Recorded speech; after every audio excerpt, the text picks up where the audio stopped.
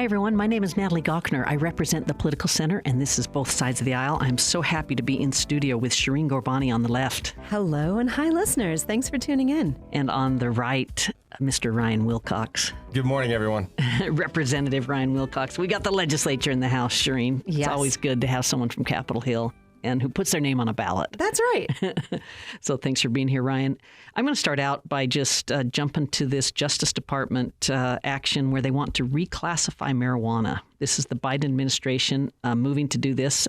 They want it classified as a lower risk substance. Shireen, I can kind of guess where you're going to come down on this, but let's hear it. Yeah, so I think that this is a good move for a number of reasons. One is that it is currently classified with hard drugs that are, though I think we may disagree on the fundamental impact of marijuana on somebody's lives, I think that we can agree that it's different than cocaine, heroin, right? Like that the impacts are certainly different, and especially the medicinal uses are also different. So there is a huge opportunity here to improve research, to think about the way that money moves around marijuana in states that it's been legalized.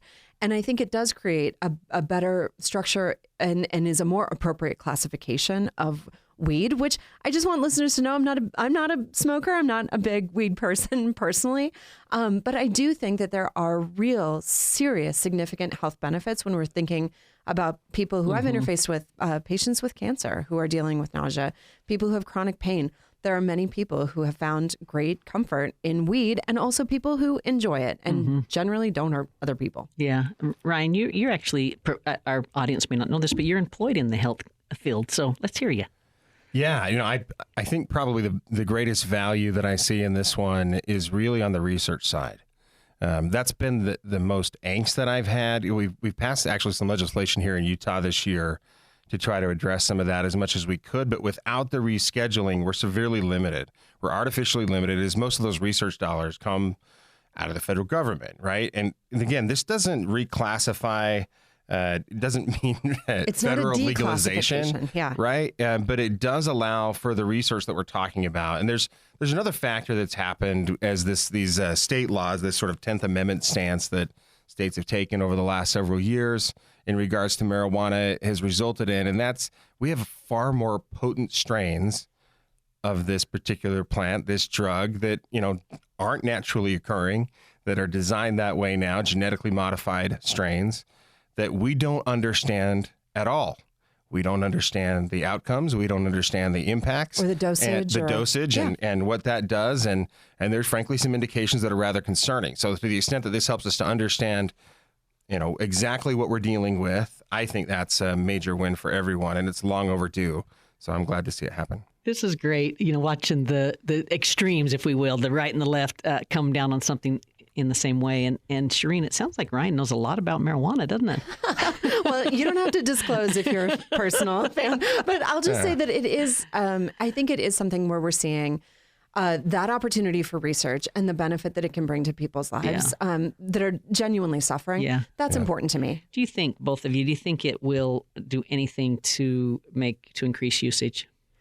That's from the political middle. Happening. That's my problem, is I don't like it as a gateway drug. Yeah, I can understand that. I guess I would just also say that, of course, I think a few times in the past have talked about sort of how we got to this moment around reefer madness, and when we think about the negative impacts of marijuana versus alcohol, there's a real conversation to be had, right? So I guess I would just suggest to everyone, moderation is important. And then also, if you can, think about why you engage in substance use, and if you need help, seek it. Yeah. One last point on it, and Ryan, maybe you can do this, and if Shireen wants to add in, but is there any kind of political lens to put on this? Is Biden doing this because it helps him?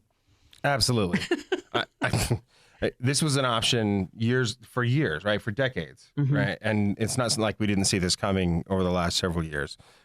He's made a lot of political moves, I think, very clearly aimed towards young people in particular, whether that's what you've seen in college debt, tuition, and hey, take out a loan, but you don't have to pay it back. All of this kind of stuff that I think is certainly calculated. But I don't want to get lost in either the importance of reclassification or ignoring the realities of increased usage. Because I've also spent significant time. I do have two different hats, and to give context to why I've thought about this a lot.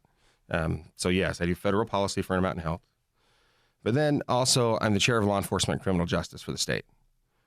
And I see all of these different things come through in both of those contexts. There are very real consequences and it's not necessarily harmless. I also lean a little bit libertarian in my personal political views. There we go. Let people do sort of what they want to do.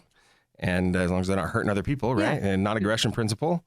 I sort of in line with that too. So it's very interesting. And that's why I'm so passionate about the study piece. Yeah. About the opportunity for us to understand what we're dealing with. Yeah, good for our listeners to get to know Ryan better. Yeah, it's funny how we keep getting people on the right that lean a little libertarian on this show.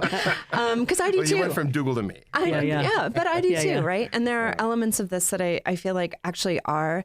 I'm certainly not a full-blown libertarian, but there are elements of the libertarian lens, let's say, that I think can certainly stand to benefit people's lives. Shireen, so we've got President Trump, former President Trump, who is in this hush money criminal trial. And we now have the judge who has ruled, and there'll be more rules on the threatening witnesses, the gag order. Yeah. Fine $9,000. Come on.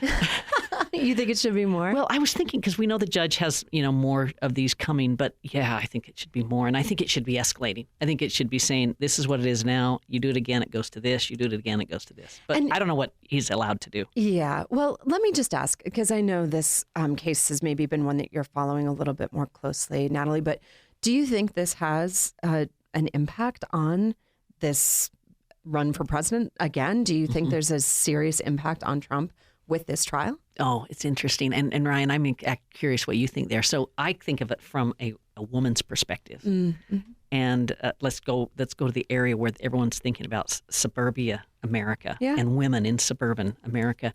I think this is terrible for the president because everything about it offends me. Yeah. But for the hardcore MAGA Republicans, as they're called, of course, this just, strengthens them. Right. It's an example of... But I don't think it adds to them. So I think it hurts him overall. Ryan, what do you think? You buy my argument that it's the women in real America that need to come to Trump if he's going to be successful and that this will offend them? I don't know. Every political prediction I thought I knew from the last, seriously, like since before the 2016 election, I think I don't. Mm-hmm. Right. I see it after.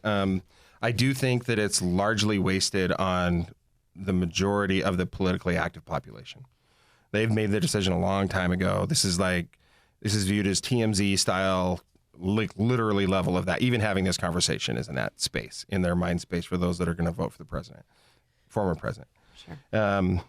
And frankly, they view this as political prosecution, period. Mm-hmm. It's not legitimate anyway, including the women that I've spoken with in that in that camp. In that space. Yeah. That said, the political middle, I assume the Democrats are certainly banking on all of these things having that kind of an effect. They're hoping that will. And they think, frankly, I need to make that case because the case for President Biden isn't very compelling. Mm-hmm. Right? So we have two. These are our options again? Yeah. Okay, but I just have to highlight some recent reporting. Time magazine has an article on Trump right now, where really the top line out of it, in fact, I believe it's the first sentence, he says what he learned in his first term was that he was too nice.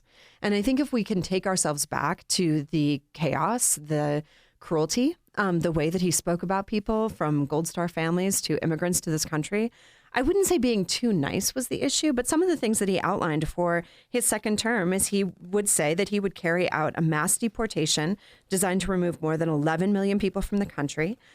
He said that he would build migrant detention camps and deploy U.S. military both at the border and inland. He would let red states monitor women's pregnancies and prosecute those who violate abortion bans. He would, at his personal discretion, withhold funds appropriated by Congress, according to his top advisors. And the list goes on. I mean, when we think... Any one of those would be chilling. Chilling. But seeing them as a list, that's wow. That's right. And I thought this one also, and I feel like, Ryan, we might agree here, but he might not come to the aid of an attacked ally in Europe or Asia if he felt that country just simply wasn't paying enough for its own defense. I can understand being upset about that, but as a global power... that is so destabilizing. Mm-hmm. It's terrifying to think about what this could actually look like. Ryan, you and I on the right, we actually like the idea of not having to talk about the former president. I promise you, we'll do that sometime. That'll be awesome. We'll skip it sometime. My husband is a furniture maker. He's not particularly politically active, but he bought a hat the other day that says on it, "Make lying wrong again."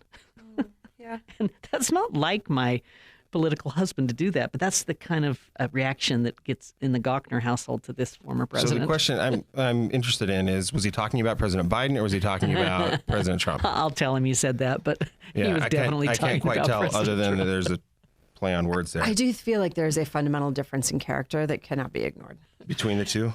Mm-hmm. Yeah. Ryan, let's stay with you for 1 second. What'd you think of the Fed holding on interest rates again? This is a way longer conversation than what we have here. Well, maybe 30 seconds. Yeah. 30 seconds, holding on the interest rates. I think largely they like to manipulate and play God in places where they don't have any business doing it.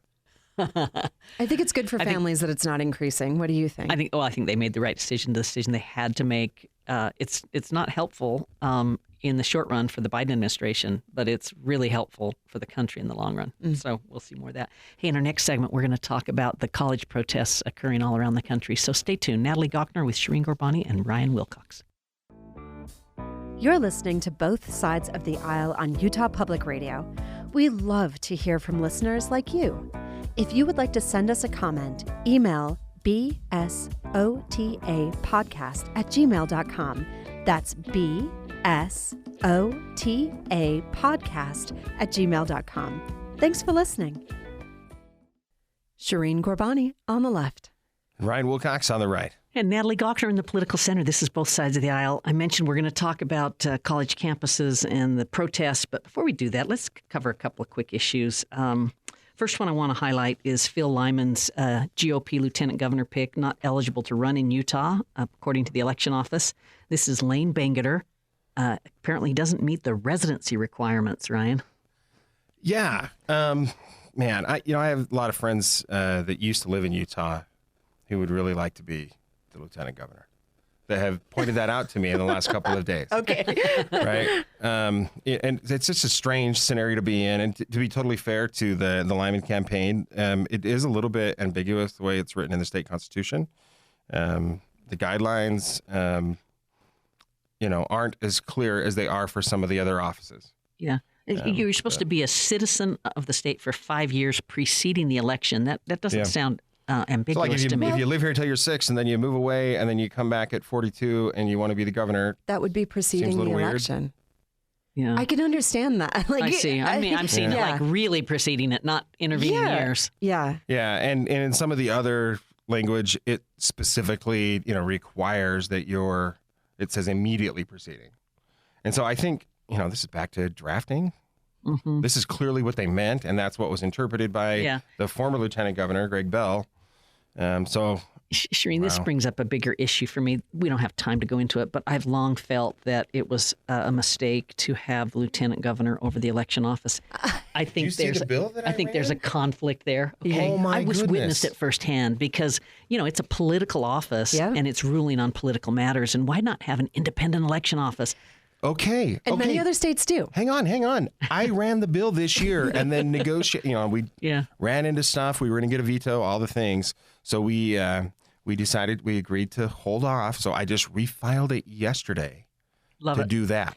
I come both from a perspective of watching it, but also if I were ever in that role, I would, meaning lieutenant governor, there's so many other things I'd want to spend my time on. Yeah. Right? Yeah. Well, so what, and can you just describe, so is it, I think I forget the exact details of other places I've lived, but a Secretary of State, or there's a different role that is independently elected. Is that what you're thinking statewide? Close, but let me explain what we were going to do. So this is a treat for our listeners. They're getting inside view here. The Secretary of State model was the first model we looked at, but of course we used to have one. Mm-hmm. And there was a reason why we went away from it. What we saw down in Arizona left really the same lack of confidence in a lot of the population because we had the Secretary of State and now Governor Hall that then became the governor, right? And folks felt like that was a conflict of interest. You're overseeing your own election. Mm-hmm. And so what we had done in our draft and what we were proposing is that this would, rather than be an elected thing, it would be someone that was hired by the state independently, but that was overseen by the 7 statewide elected offices. So you'd have the auditor and the treasurer, and the attorney general and the governor, and of course, and then you'd have the speaker and the president that would sit there representing the 2 legislative I usually branches. I like a governor, a strong governor, but in this case, I like what you're saying there because there's checks and balances to the statewide. It diffuses the liability and the authority. Makes the auditor and the treasurer wide and the open. AG, I guess, all be a part of let's make sure that this is independent and there's it's not ever one of the offices. And then we put it in a requirement. I think this is probably the most important It doesn't help, part. Shireen, that all of them are Republicans. I know, I was going to say, I'm not feeling super confident given some of the behavior that we've seen out of, for example, our attorney general. But right, continue. but that's, again, it's not just one up of to many. the attorney general. I understand. Right? I think that might be good. Yeah, I don't know. You have the balance there with the court. We had a piece that the court would, adjudicate any of the disputes or any of that stuff, but really the hiring decision and the oversight would be made by this panel that the people have all selected in that space to do that balance. It provides that insulation that we just don't have. And it doesn't mean that there's any kind of corruption. Like I said, I think I agree with the lieutenant governor's decision this week. I mean, that's clearly the intent. That's what everybody understood. That's what everybody was operating under. This is strange that we would bring somebody in that less than 4 years ago was representing Idaho, nominating Donald Trump publicly. Right. Right? Like that's strange. So here's a question. You're saying it would include the Speaker of the House and the Senate leader on this. Yeah. Would you consider also taking the minority? Because then if you ended up in a situation where we become, and let's just go on this amazing mental journey, but let's say it's totally controlled by Democrats, you can understand why having at least 2 seats at that table representing the minority party might give people more faith in this idea. Yeah, to think about. That's nobody's mentioned that. That's actually not a bad idea. Well, think about it. Here we go. Here we go, making policy on both sides of the aisle. Okay, one other issue I wanted to bring up. Governor Cox, he's called the affordable housing crisis an existential crisis on par with COVID, no less. So a lot of the housing research comes out of the Gardner Institute. I feel very familiar with it. It is a crisis. I don't think it's an existential crisis. I think our governor is prone to overstatement at times. I think he's incredibly smart, articulate, elegant speech. But I do think that, there's a way to characterize this that isn't that. Okay. It reminds me of when he accused higher ed of bordering on evil for diversity statements. Okay. Seems like an overstatement, especially when they weren't really, they were prompts. Right. Not requirements that you sign this as a condition of employment. I can think of a few other examples of the inelegance we don't have to bring up at this moment. But I will say this ties into, I guess, could you just start with, do you remember off the top of your head, what is our deficit on housing right now? I remember when I was in office, it was about... Yeah, it changes. Let's say it's around 35,000 35,000, right now. units. So basically saying that there's a market demand issue, right? So we've got that going. And then we also know that there has been just a huge increase in rent in Salt Lake City. That's gone up dramatically. My understanding is it's coming down a little bit. Yeah, because there's a lot of supply about ready to hit the market. Big time. Yeah. So that's hopefully a driver. But I noticed that the Utah Foundation, and I'm wondering if either of you can give a little descriptor. I think this is a well-respected institution in our state that really looks at big trends in kind of how people are feeling, large-scale polling, voter feedback. Their new report came out, and it's called Priced Out and Fed Up, the Cost of Living and Government Dysfunction are voters' top issues in 2024. So I think... Clever, the way they've characterized that. Clever. And they identified that, for the first time, housing affordability was the number one concern. So I think that links up exactly and probably drove our governor's comments around this. I want to be clear. I mean, he's making a point that we should all pay attention to. This is a very serious problem that's not clear how we solve. So he's alerting us and trying to get, laser eye focus on it. So anything you want to say there, Ryan? Do you have any ideas about housing affordability? Yeah, how we increase? You probably don't like them. But yeah. The libertarian coming out here. Let's see. So it's primarily supply and demand, period. We have an artificially urban zone up and down the Wasatch Front where 90% of our population lives. Expand the supply. What does artificial urban zone mean? Artificial because we are 7% federally owned. Oh, I was going to. Okay, well, that's one way of talking urban about it. zone. Interesting. See, I think of it as we have natural urban growth boundaries because of our lakes and because of our Mountains. Yeah, we our have those steep too, slopes, and also then our we federal have- land, and also federal land. But Yeah. but federal land is much more of an issue outside of the Wasatch Front. Yep. Yeah. Yeah. Okay. Hey, college campuses. Let's talk about this philosophically. We're taping this in advance. It's a dynamic, live situation, and I'm conflicted here. I work for the University of Utah. I serve as a senior advisor to President Taylor Randall. So I'm conflicted. I'm going to just turn it to you, Shireen, or to you, Ryan, to kind of lead this conversation, and I'll pipe in as I can. Okay, so I'm guessing we have agreement largely around the notion of free speech and generally support that. I also deeply support, and I think probably we all do, nonviolent protest, demonstration. I know that we have seen multiple times in recent history when, for some, that line is crossed quickly, right, into what is illegal, breaking the law, violating policy, what is not. I can think about the protests after the death of George Floyd, the murder of George Floyd in our own city that escalated incredibly. I'll say that for me, I guess I support the violation of policy when that policy is unjust. And navigating that conversation is much more complicated and nuanced. But sometimes I think there are issues big enough that it makes sense for us to draw attention to them in ways that feel big and dramatic. I hope that the protests and the speech allow us to focus on what is the injustice at the heart of it, rather than stoking animosity that may be existing between power structures in our community, especially when those power structures have very little to do with the institution or the greater injustice that we're fighting over. And we can get into specifics around that. But I do think that one of the great things that continues to be true in our country is that largely we are able to express our opinions. And that is important. Yeah, for sure. What's the Capitol Hill take on this, Ryan? I know you can't speak for all. Capitol Hill I know take. you can't speak for all, but every legislator I know has immediate and frequent connections with their colleagues. Yeah. Well, we hear from, both. We hear from constituents a lot, right? And then obviously we watch what each other is saying and doing out there.